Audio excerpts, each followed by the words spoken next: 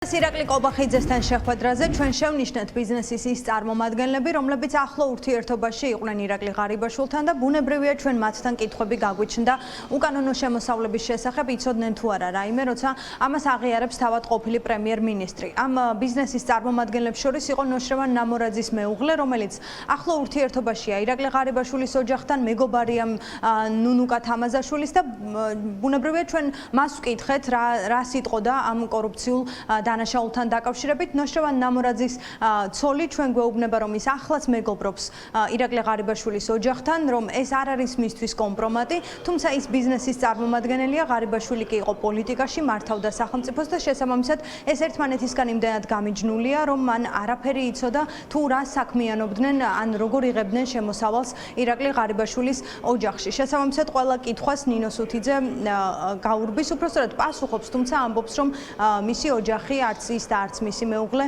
ინფორმირებული ამ კორუფციული დანაშაულის შესახებ არ ყოფილან. ხალბატონო ირაკლი ღარიბაშვილისგან იცოდით საინტერესო ხალბატონო საჭიროა მოსულები ირაკლი ღარიბაშვილის ოჯახის მეგობარი ხართ იცოდით ამ ყველაფრის შესახებ რა ხდება მოდი ელოდება გამაცდით გიპასუხებ ნახეთ გეტყვით ერთი წუთით ნახეთ ეს კითხვა ერთხელ და სამუდამოდ რომ ამოწროთ რაღაც თითქოს ისეთ სვავთ ამ შეკითხვას რომ არის კომპრომატი მე არასოდეს არ დამიმალავს არავისთან მეგობრობა ნამდვილად ვარ მათი ოჯახის მეგობარი, მეუღლე არის ჩემი მეგობარი. თუმცა ჩვენი ოჯახი არის ბიზნესით, ისინი იყვნენ ირაკლი იყო სახელმწიფოში პრემიერი. აქედან გამომდინარე ბიზნესი და პოლიტიკა უნდა გავმიჯნოთ. ხას მისმევთ იმდენად არასერიოზულს, აი რატო უნდა ჯერცეთიც მე არ ვიცი კორუფცია საერთოდ სად გაჟღერდა. სად გაჟღერდა? ზურაბ ტუკაძე არის ბიზნესმენი, რომელმაც ღიად თქვა, რომ ჯუანშერ მე ამ დეტალებს პროკურატურა იკვლევს ასევე ღარიბაშვილის ბიზნესის ამბავს. არა, რას მოგდევთ ყველას მიპასუხეთ. პროკურატურა საუბრობს მის ბიზნესზე. ნახეთ, მე ქართულ ოცნებაში ძალიან ბევრი მეგობარი მყავს. ჩემი აი ნახეთ, კარგია ეკითხვა რომ დამისვით. ჩემი მეუღლის ბიზნესი შეგიძლიათ თქვენც დაინტერესდეთ. ეხლა აქედან რომ წავალთ, აი 1-3 დღე ჩაუჯექით, თუმცა ძალიან ბევრი გაქვთ ნაქექი, ყველაფერი ამოქეკეთ და თუ ერთ ფაქტს იპოვნით, რამე აი ერთი ფაქტი თუ იქნება რომ რამე არაკანონიერი აქვს ჩემი მეუღლის კომპანიას გაკეთებული ამაზე არ საუბრობთ ხალბატონო ნინო სხვებსაც ვკითხეთ იმ კორუფციული გარიგებების შესახებ, რომლის ბრალდებითაც ყოფილი მაღალჩინოსნების დაკავებები ხდება.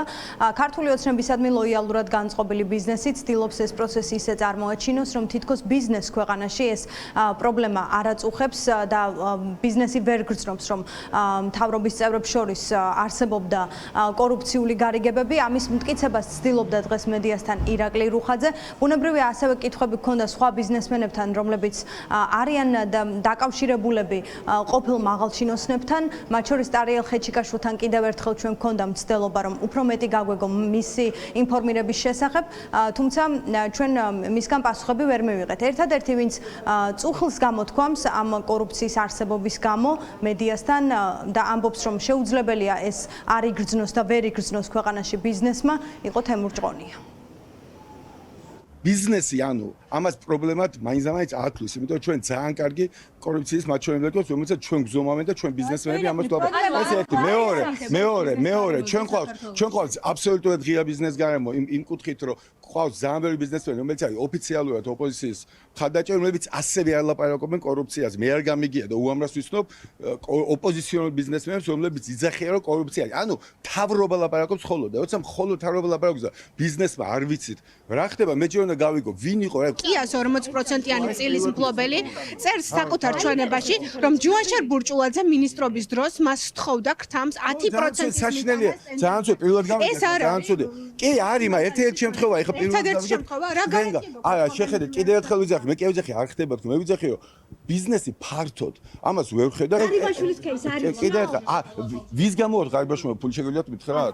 ხო და ეგ მინდა რომ გავიგო. ხო და არ ვიცი გასნიშნავს. მართლა არ ვიცი. უკანონო შემოსავალი. მე მინდა ბოლომდე გავეტყვიო რა ხდება ჩვენ თავს. ცუდია რა ხდება, მაგრამ ჯერ კარგად უნდა გამოვიძიო და გავეგოთ რა ხდება. ბიზნესში შენ შეიძლება ვერ გზნობ კორუფციას ეს რაღაც არასწორი გამონათქვამია. კორუფცია არის ქვეყნის ავადმყოფობა და თუ ქვეყანაში ცხოვრობ, უნდა გაწუხებდეს, ხო? და ამ მასშტაბის კორუფცია, რასაც ჩვენ დღეს ვისმენთ, რა ვიცი, ამდენი წელიწადია საქართველოში ვარ და ამდენი ადამიანებს ვიცნობდი, ვისაც ხელი წაუწდებოდა, მაგრამ ამ ხელა დონის კორუფცია თუ იყო, ამ ესეთი თანხების ვერც წარმომედგინა. და ეს თანხები თუ არსებობდა საქართველოში, ეს არ ვიცოდი. როდესაც სკოლები არ რემონტდება, არ შენდება, გზები არ შენდება, უხარისხოა, როგორ უნდა ვიგრძნობ, როგორ არ ვიგრძნობ? აბა ვინ დაიგრძნოს? აზაზე კარგი ცოტა კორუფციის შესახებ რომელსაც ისაუბრებთ. ერთი წამით თუ შეიძლება რა